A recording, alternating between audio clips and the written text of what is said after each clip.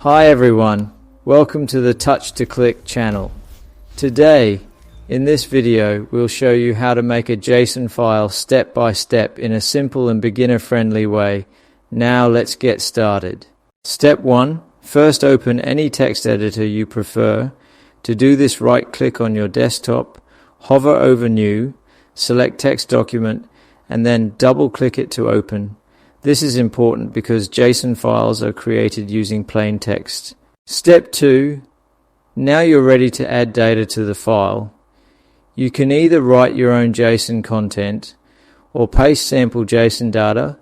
Remember, JSON uses key and value pairs written inside curly brackets.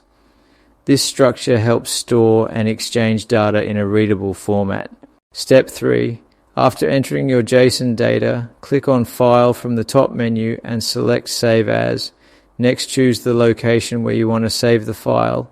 Type a name for your file followed by JSON and change Save As type to All Files. This ensures the file is saved as a JSON file instead of a text file. Step 4.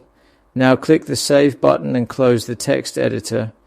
Your JSON file is successfully created and ready to be used in applications, websites, or data projects. Step 5. To check if your JSON file is valid, open your web browser and search for a JSON validator online.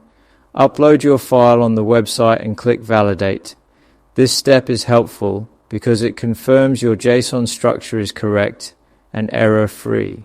Thanks for watching this video. Don't forget to subscribe to the Touch to Click channel for more helpful JSON tutorials.